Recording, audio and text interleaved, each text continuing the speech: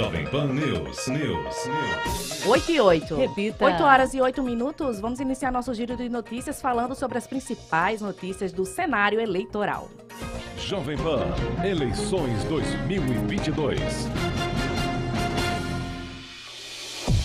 Muito bem, olha, os partidos políticos do país que não alcançaram a cláusula de barreira nas eleições de 2022 já discutem a fusão ou incorporação para não perderem o direito aos fundos partidários e eleitoral com reflexos nos estados. O presidente do Solidariedade do Rio Grande do Norte, deputado estadual Kelps Lima, informou que a Executiva Nacional do partido aprovou ontem a incorporação do PROS. Abre aspas, ainda tem muitos detalhes a serem acertados, em especial as questões regionais, disse Kelps. Pois é, e tem outras legendas também que aguardam aí uma definição para se manter no cenário e ter direito ao fundo partidário, que é o grande objetivo dos partidos nesse momento. A discussão também chega ao Podemos. O partido estuda a possibilidade de uma fusão com a Federação PSDB Cidadania ou até mesmo com o MDB, que tem como presidente aqui no estado o vice-governador eleito Walter Alves. Ele deve se reunir esta semana com o presidente nacional da sigla, o deputado federal Baleia Rossi, em Brasília, para a discussão dessa pauta, Júlio Pinheiro. Mas, enfim, as eleições acabaram, né? Para quem disputava as cadeiras da Assembleia, da Câmara Federal e do Senado, todos já estão eleitos. E aí, quem foi eleito e mesmo assim o partido não alcançou essa cláusula, vai ter que procurar um outro caminho. Provavelmente. Isso é o caso. E até mesmo quem não concorreu também está passível aí de ter que mudar de partido. Exatamente. A gente pode falar sobre políticos que já estão no exercício do mandato. É o caso de Zenaide Maia. Ela é senadora aqui pelo Rio Grande do Norte. Ela é do PROS. Apesar de muita gente não lembrar, ela é do PROS, apesar de sua ligação com o PT. Então, provavelmente será uma das candidatas que vai... uma das senadoras que pode mudar de partido. Mas o que chamou muita atenção foi o Solidariedade não ter atingido essa cláusula de barreira, né, Virgínia? Elegeu deputados estaduais, né? E era um partido muito bem organizado e estava numa tendência de crescimento em todo o país. E aqui no Rio Grande do Norte, inclusive, eles também lutavam por esse crescimento. Então, a gente tem que ficar de olho agora nas composições que serão feitas pelos partidos no cenário nacional e os reflexos que terão no Rio Grande do Norte. No Rio Grande do Norte, pessoal, a gente tem que lembrar, eu não vou falar fidelidade partidária, mas eu vou falar a ligação dos políticos com os partidos é quase nenhuma. A gente tem que lembrar que os partidos... é só no Rio Grande do Norte. Exato. Amplie seu leque para o Brasil. Pois é, mas eu vou falar sobre a nossa realidade porque fica mais próximo dos nossos ouvintes, principalmente aqui do estado. A gente vê que tiveram várias mudanças e há partidos que sempre estão na moda. Vou fazer um histórico rapidamente. Quando o Robson Faria era uma das grandes lideranças aqui do Rio Grande do Norte, ainda é, mas quando ele foi presidente da Assembleia, antes de chegar a ser vice-governador, ele era do PMN. O PMN tinha diversos deputados estaduais, uma bancada significativa da Câmara Municipal de Natal, em todos os municípios. Hoje em dia, o que é o PMN? Quase nada no Rio Grande do Norte.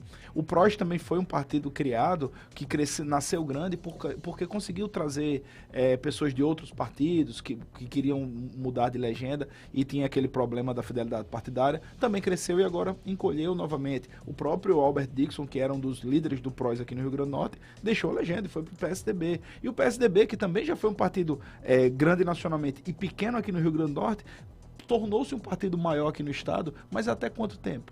Então, pessoal, os políticos certamente vão conseguir se acomodar, mas é bom a gente ficar de olho, até porque a democracia brasileira não suporta 35 pensamentos divergentes que eram os partidos. A gente pode ter a representatividade por parte desses políticos em menos partidos que tenham um viés ideológico mais focado, mais claro, principalmente a população.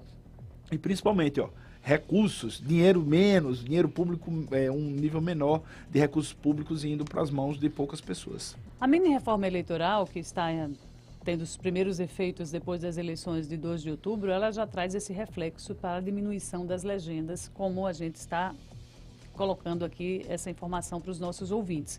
Foi exatamente essa cláusula que está impedindo que outros partidos permaneçam no Congresso Nacional com representatividade, mas sem a força do fundo partidário. E é isso que vai fazer com que os partidos procurem as acomodações, as junções, as alianças, né? Fundir nesse momento o processo partidário para manter a força no Congresso com o fundo partidário. Essa está sendo a estratégia. Então, a gente já tem os primeiros reflexos aí da chamada legenda, acabar com as legendas de aluguel, porque partido político no Brasil, eles são considerados assim, são Franquias. espaços, Só pra deixar, franquias que são alugadas para aquele momento da conveniência política. Só para deixar claro para o nosso ouvinte e para o nosso telespectador, detalhe um pouquinho o que é essa cláusula de barreira, Vi. Vamos lá trazer essa informação. É 1%, você tem que alcançar Isso, número de votos. Um número mínimo de legendas, né?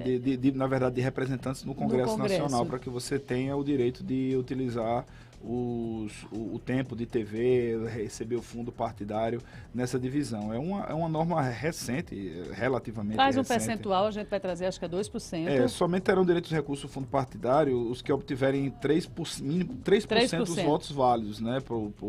No caso de partidos e da federação, com um mínimo de 2%. Então, eles têm que ter elegido pelo menos 15 deputados federais em pelo menos 1/3 das unidades da federação. Então, além da quantidade, tem o percentual também que tem que ser alcançado. E eu vou falar quais são os partidos, só para a gente ver aqui claramente. Atingiram a cláusula: o PT, PCdoB e PV, que é uma federação, o PSDB e o Cidadania, também é uma federação, e a outra federação do PSOL e da Rede. E além do MDB... Então, quer dizer, formar a federação foi uma boa. Foi uma boa. Até agora, todas as federações conseguiram se manter vivas. Aí o MDB, o PDT, o PL, obviamente, Podemos, PP, PSB, PSD, Republicanos e União Brasil conseguiram atingir. Não conseguiram? Não conseguiram.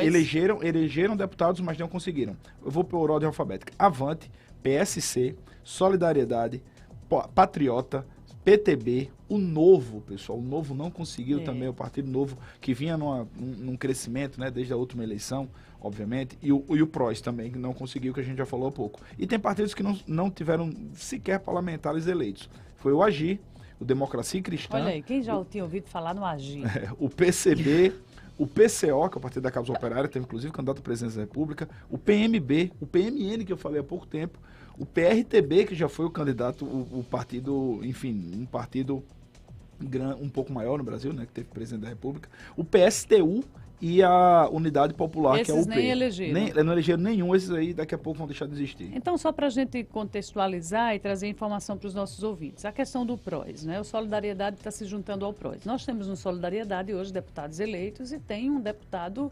que preside a legenda, que é o deputado Kelps Lima, que não conseguiu a eleição dele para deputado federal e que a partir de agora fica sem mandato. A partir de janeiro de 2023, ele fica sem mandato porque não conseguiu ser eleito deputado federal. O que é que vai acontecer? Os entendimentos, ele já anunciou que eles caminham para uma fusão com o PROS, que tem uma senadora, que é Zenaide Maia. Mas essa fusão pode deixar o comando da nova legenda nas mãos do Solidariedade, do ex-Solidariedade, ou seja, Kelps Lima ontem, ao anunciar apoio à candidatura de Jair Bolsonaro, aquele apoio ali foi estratégico, né? Ele está dizendo que está com um grupo que, se vencer a eleição, ele vai tentar, a nível nacional, comandar essa legenda aqui no Rio Grande do Norte, que vai fundir com o PROS.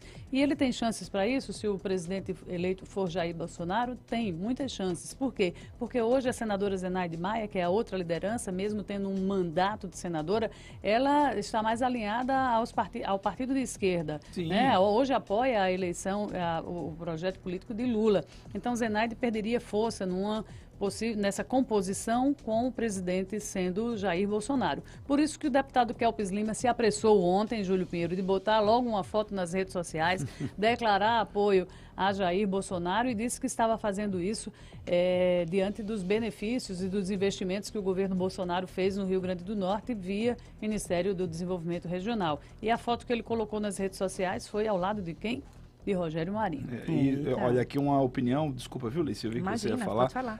O Júnior Fonseca, ele falou: o partido político aqui é apenas um negócio, não representa ninguém. Eu concordo em grande parte com você, viu, Júnior? De fato é assim. Pois não, Lícia. Pois é, falando em aliados, vamos falar agora dos aliados aí que declararam apoio a Jair Bolsonaro e Lula. 8h18. Repita. 8h18. Jair Bolsonaro recebeu o apoio de cantores sertanejos durante o encontro em Brasília. E nessa loucura, né? De dizer que não te quero. Eles tiveram Não cante, presentes Júlio aí. Pinheiro, senão nossos ouvintes vão Não, aí vai ser embora chuva de rapidinho. likes, chuva de likes. Eu tenho medo do ECAD cobrar alto Não da gente cante. por causa disso. Traga a notícia, Ai, Lícia. meu Deus. Pois é, ele recebeu o apoio aí dos cantores sertanejos durante esse encontro em Brasília, que estiveram presentes os cantores Gustavo Lima, Leonardo, Zezé de Camargo, da dupla com Luciano, Chitãozinho e Chororó, Chitãozinho da dupla com Chororó, perdão, Fernando da dupla com Sorocaba e Sula Miranda. Destaque aí para o discurso de Gustavo Lima, que ele defendeu o agronegócio e o que chamou de idealismo da família, ao anunciar apoio ao atual presidente. Abre aspas, não vamos trocar o certo pelo duvidoso, disse ele.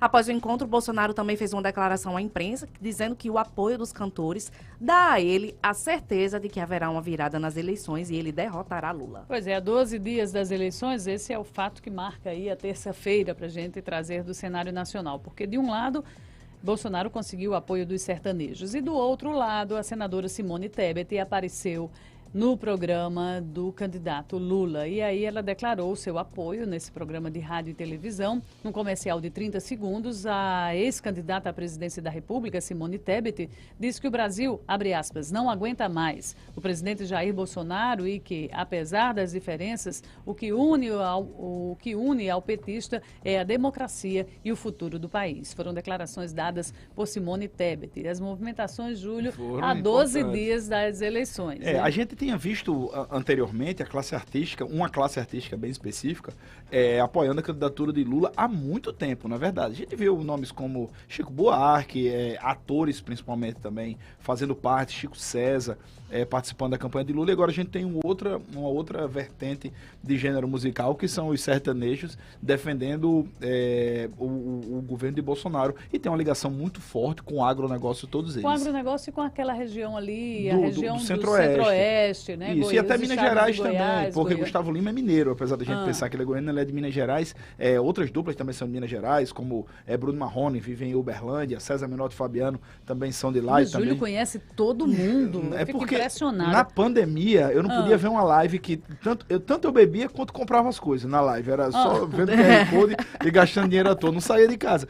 Mas o apoio desse sertanejo já era claro, já existia, principalmente nos shows, mas agora teve esse posicionamento oficial. O que isso pode ter de impacto na candidatura de Jair Bolsonaro? Muito mais do que o apoio de um artista, porque eles falando sobre valores de família, Leonardo tem 6 filhos, cada um de uma mulher, briga por pensão, também não vamos... Tem os filhos reagindo aí, eu vi uma declaração de um filho dos mais filhos novo de quem? de Leonardo, dizendo que respeitava a posição do pai, mas estava mas triste. que ele estava cego, enfim, cada um tem sua posição Sim, pessoal. mas filho é filho, né? Não exatamente. É porque ele tem filho em outros casamentos que Eu a sei, gente mas eu vai tô falando sobre desconsiderar o a filho. questão da defesa da família. Vamos certo. focar muito mais no interesse comercial que eles podem ter também. Não comercial, mas como forma de se governar o Brasil. Eles querem sim o fomento do agronegócio aqui no Brasil, que é uma mola propulsora importantíssima para todo o país. E os sertanejos, eles têm essa ligação muito forte com o agronegócio. Agro, é verdade. Então, eles no momento em que... Talvez venha daí esse apoio. Sim, aí também. declarado. Muito mais plausível você argumentar que vem a partir daí e é totalmente natural e salutar. Então vamos ver como esses sertanejos vão se engajar na campanha de Jair Bolsonaro, se é que de fato vão, porque no momento em que você declara um apoio é uma coisa, mas você ir pedir votos, você usar suas redes sociais, você botar a sua cara numa campanha eleitoral, num programa de campanha eleitoral, já é um pouco mais diferente. Vamos ver se de fato eles vão fazer isso. Mas entre artistas, pessoal, independente de quem do voto de um artista, se o cara vota em Bolsonaro, se vota em Lula, eu escuto a música se ela for boa. Também não fico com essa de agora ele virou bolsonarista, eu não escuto mais evidências aqui, eu não escuto mais Entre Tapas e Beijos de Leandro Leonardo, e também não vou mais ouvir Cotidiano de Chico Buarque, não vou ouvir mais Mama África de Chico César. Deixe de besteira, viu? Você tem o seu voto, eles têm o deles, e a vida que segue. Depois do dia 30 de outubro, acredite, o mundo vai continuar, não vai se acabar. Nesses não. apoios aí, um dos apoios também que foi declarado e causou um alvoroço foi o apoio de Amoedo, né, do Partido Novo para Lula. A gente estava falando do Partido Novo, Sim, era uma das lideranças aí Isso para mim foi chocante. Chocante, exatamente. Pra mim e foi agora chocante ele está o sendo apoio. pressionado para deixar o partido, né? Porque a princípio o Partido Novo era um partido que vinha para inovar, né? Isso. O nome já diz. João Amoedo, ele inclusive tem ligações muito fortes aqui com o Natal, ele tem familiares em Natal, veio muito aqui à cidade, mas ele deixou de ser uma liderança representativa no Novo a partir desse posicionamento mais próximo à esquerda. É uma liderança do Novo, o deputado Marcel Van Hatten, que é lá do Rio Grande do Sul.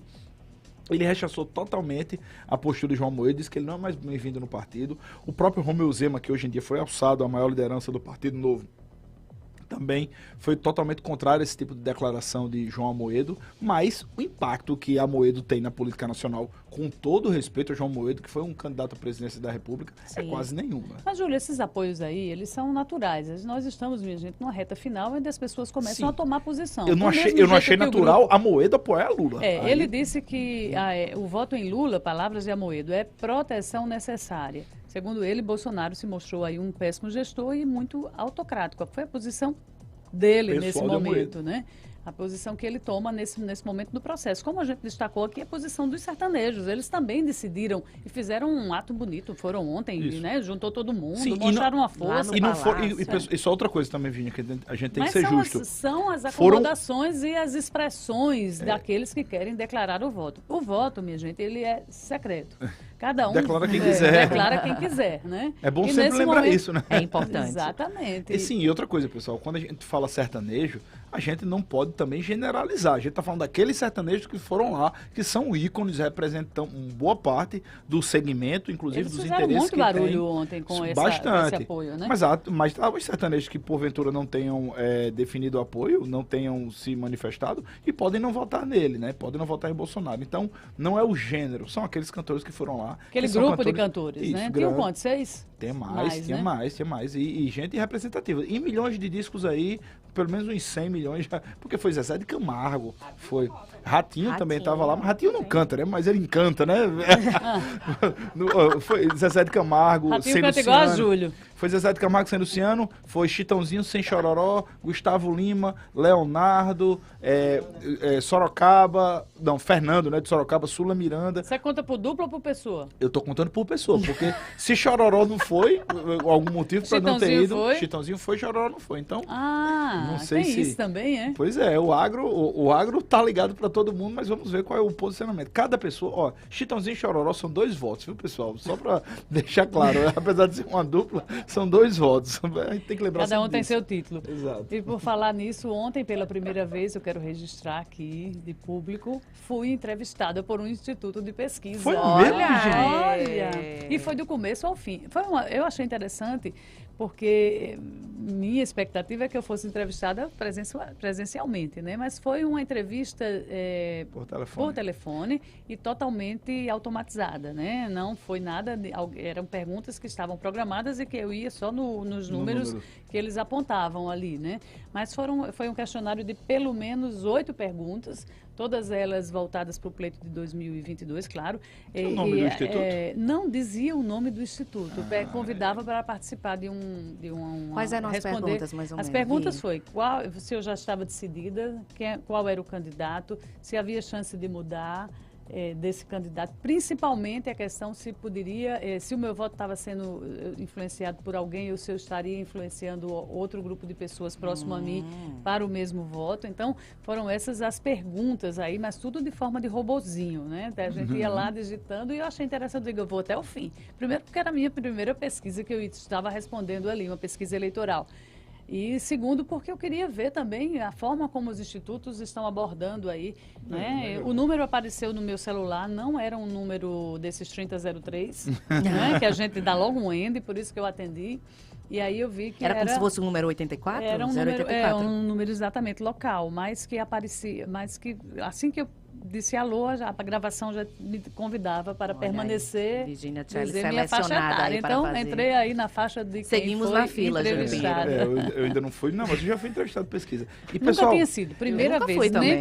nem para saber qual o shampoo que eu uso. e se me permitem, Alice e Virginia, só mais um assunto aqui também, falando sobre esses apoios. Ontem nas redes sociais aqui em Natal, no Twitter, teve um assunto que foi muito chato. Eu não vou citar o nome do restaurante, tá, pessoal? Mas uma pessoa, enfim, viralizou porque um homem foi ao Twitter, que eu não sei o nome do homem porque no perfil dele não tinha.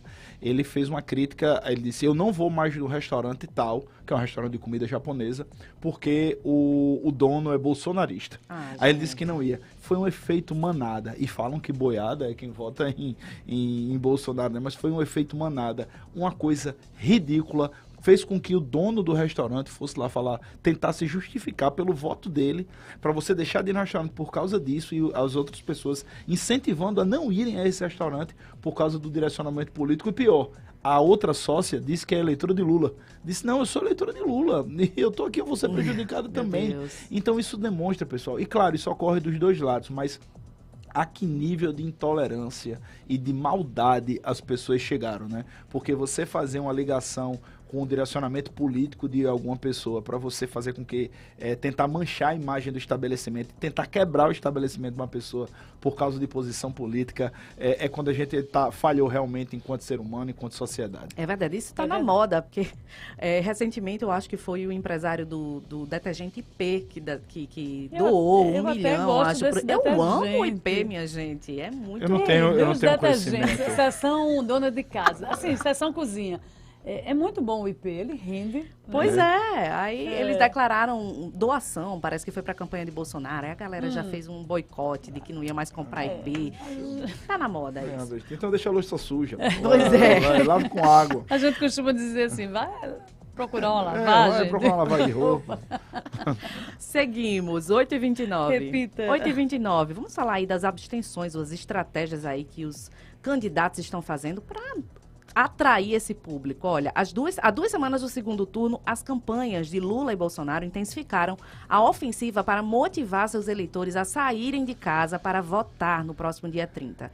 De um lado, petistas tentam garantir que as prefeituras forneçam transporte público gratuito no dia da eleição para evitar um aumento na abstenção nas faixas mais pobres da população. Do outro, a equipe do presidente, ele mobiliza aliados em regiões onde leva vantagem, mas a disputa local foi resolvida no primeiro turno. O temor é que, sem a motivação do voto para governador e para o deputado estadual, para o deputado federal, parte das pessoas deixe de votar no próximo dia 30. E, historicamente, nós já temos aí uma taxa de abstenção que costuma ser maior sempre no segundo turno em comparação com o primeiro, Júlio. Isso não vai ser novidade dessa abstenção aumentar, porque isso é histórico.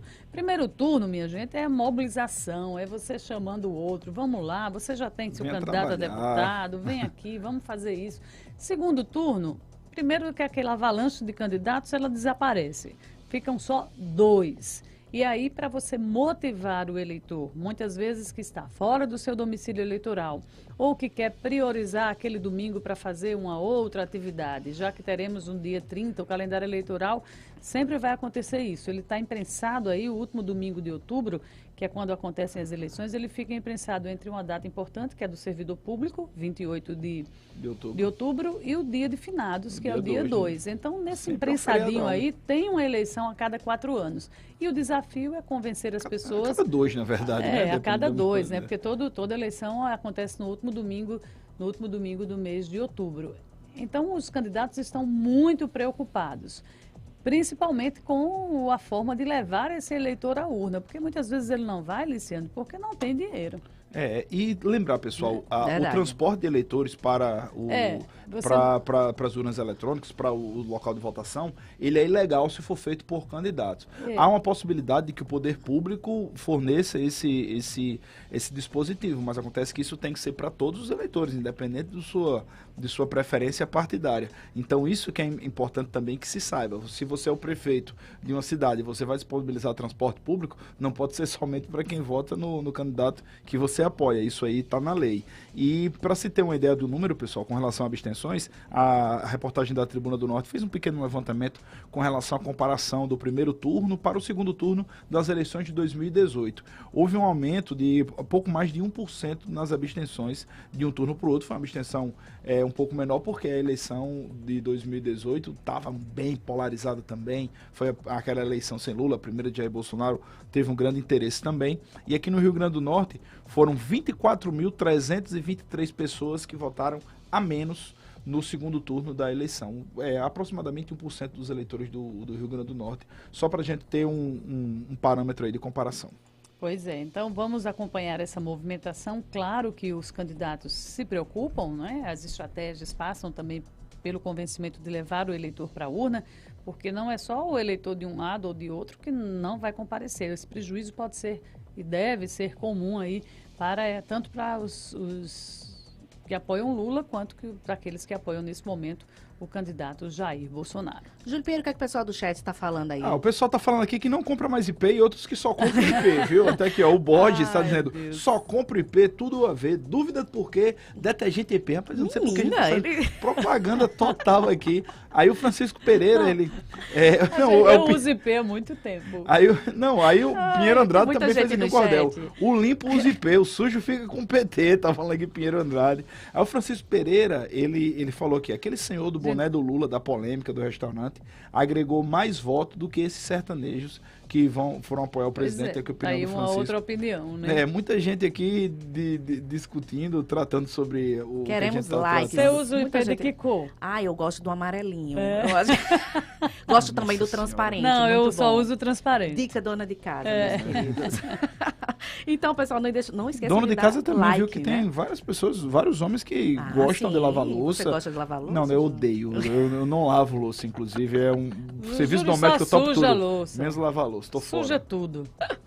8h34. Repita. 8h34, ainda falando sobre as eleições, olha, faltando poucos dias para o segundo turno, o TRE já iniciou o processo de carga das urnas eletrônicas que serão utilizadas aí na votação do dia 30. Em Natal, urnas que serão destinadas aos municípios de Macaíba, São Gonçalo do Amarante começaram a ser alimentadas no Centro de Operações da Justiça Eleitoral. O processo inicia com a instalação do sistema, com os programas, as bibliotecas e os dados eleitorais. E neste momento estão sendo inseridos os cartões de memória de carga, que são conhecidos como flash de carga, para atualizar as urnas, todas aquelas informações dos candidatos que estão na disputa. A segunda e última etapa, que vai ser concluída pelo TRE, é a realização dos testes para comprovar aí o correto funcionamento da urna, desde o sistema de som, a impressora e o teclado. Ou seja, tem que fazer aquele plim. Dessa vez teve um delay, né?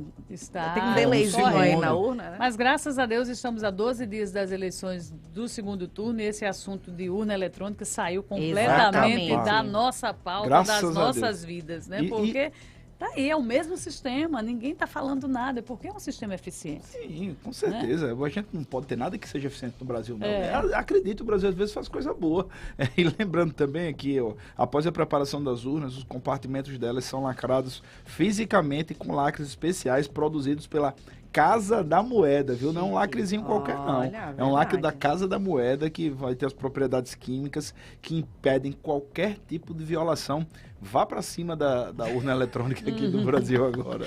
E eu acredito que um dos grandes impasses aí do primeiro turno foram as filas longas, como agora só é um voto, né? Em algumas cidades, a Natal, por exemplo, né? O Rio Grande do Norte, na verdade, não terá filas longas. A expectativa é essa, né? Mas os outros estados que ainda têm disputa no governo, o TSE tem trabalhado aí junto aos TREs regionais para que os mesários... que têm o segundo turno, Isso, para que os mesários tenham aí uma estratégia para diminuir as filas.